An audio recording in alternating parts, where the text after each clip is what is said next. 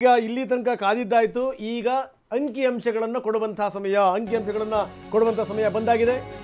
Exit ಪೋಲ್ನ ವಿವರಗಳನ್ನು ನಾವು ನಿಮ್ಮ ಮುಂದೆ ಇಡ್ತಾ ಇದ್ದೀವಿ. ಕೆಲವೇ ಕ್ಷಣಗಳಲ್ಲಿ ಮತದಾನೋತ್ತರ ಸಮೀಕ್ಷೆಯ ಡೀಟೇಲ್ಸ್ ನಿಮ್ಮ ಮುಂದೆ.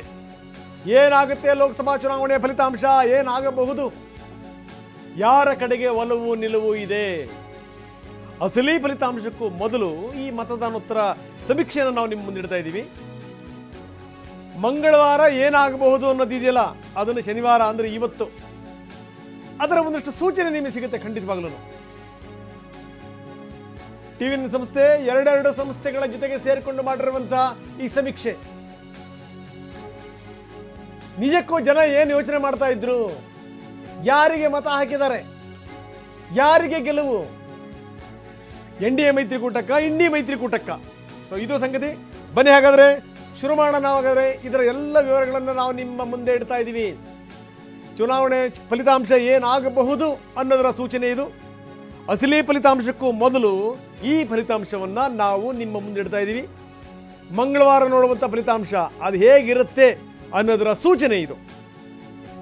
ಕೆಲವ್ರದ್ದು ಅಪಸ್ವರಗಳಿದೆ, ಆಕ್ಷೇಪಗಳಿದೆ, ಅದನ್ನೆಲ್ಲವನ್ನೂ ಕೂಡ ಒಪ್ಕೋತೀವಿ. ಯಾಕಂದರೆ ಅದಕ್ಕೆ ನಾನು ಆರಂಭದಿಂದ ಪದೇ ಒಂದು ಮಾತನ್ನು ಹೇಳ್ತಾ ಇದ್ದೀನಿ, ಇದು ಎಕ್ಸಿಟ್ ಪೋಲ್ ಮಾತ್ರ.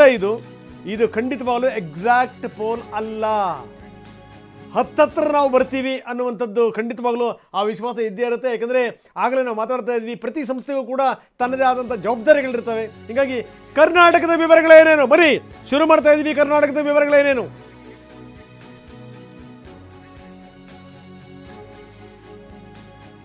ಕರ್ನಾಟಕದ ವಿವರಗಳಿಂದ ನಾವು ಶುರು ಮಾಡ್ತಾ ಇದ್ದೀವಿ. ಕೆಲವೇ ಕ್ಷಣಗಳಲ್ಲಿ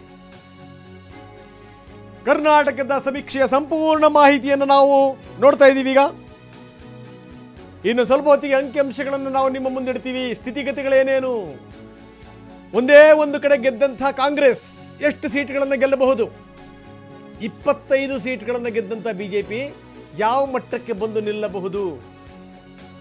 ಇನ್ನು JDSನ ಸ್ಥಿತಿಗತಿಗಳೇನೇನು, ಕಳೆದ ಬಾರಿ JDS ಹಲವಾರು ಮುಖಭಂಗಗಳನ್ನು ಅನುಭವಿಸಿತ್ತು. ದೊಡ್ಡಗೌಡರು ಸೋತು ಬಿಟ್ರು ತುಮಕೂರಿನ ಭಾಗದಲ್ಲಿ, ಸಾಮಾನ್ಯ ಸಂಗತಿನ ಅದು.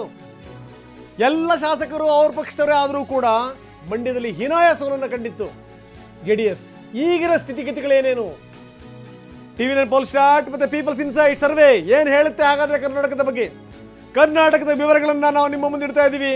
ಕರ್ನಾಟಕದಲ್ಲಿ ಬಿಜೆಪಿಗೆ 18 ಸ್ಥಾನ ಅಂತ ಹೇಳ್ತಾ ಇದೆ ನಮ್ಮ ಸಮೀಕ್ಷೆ.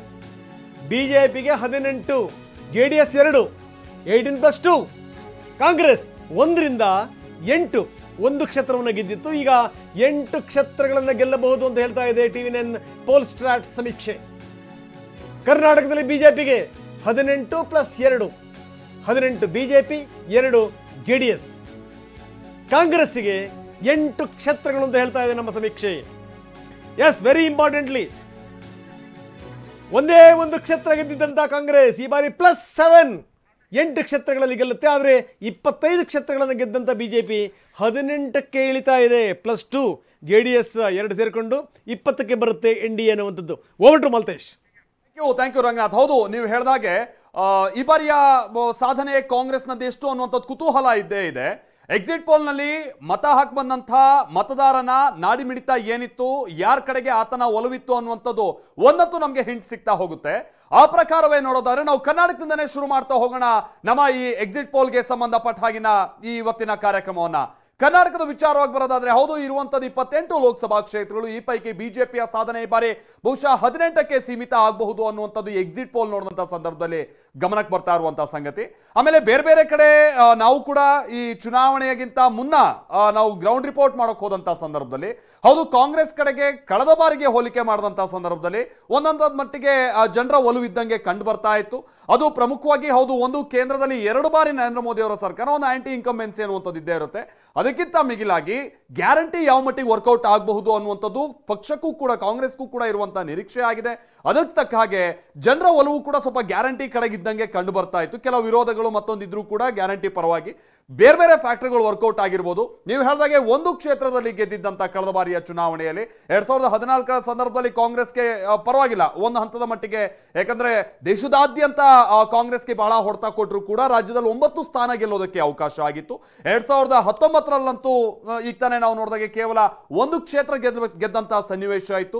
JDS ಜೊತೆಗೆ ಮಾಡಿಕೊಂಡಿದ್ದಂಥ ಮೈತ್ರಿ ಆ ಸಂದರ್ಭದಲ್ಲಿ ವರ್ಕೌಟ್ ಆಗಿರಲಿಲ್ಲ. ಆದರೆ ಈ ಬಾರಿ ಏಕಾಂಗಿಯಾಗಿ ಸ್ಪರ್ಧೆ ರಾಜ್ಯದ ಮಟ್ಟಿಗೆ ಆದರೂ ಕೂಡ 8 ಕ್ಷೇತ್ರಗಳಲ್ಲಿ ಕಾಂಗ್ರೆಸ್ ಗೆಲ್ಬಹುದು ಅನ್ನುವಂಥ ನಿರೀಕ್ಷೆಯನ್ನು ಇಟ್ಕೊಳ್ಳಲಾಗಿದೆ. ಬಿಜೆಪಿ ಕಳೆದ ಬಾರಿ 25 ಸ್ಥಾನಗಳಲ್ಲಿ ಗೆದ್ದಂತಹ ಬಿಜೆಪಿ 7 ಕ್ಷೇತ್ರಗಳನ್ನ ಕಳ್ಕೊಳ್ಬಹುದು, 18 ಸ್ಥಾನಕ್ಕೆ ಅದು ಇಳಿಬಹುದು ಅನ್ನುವಂಥದ್ದು.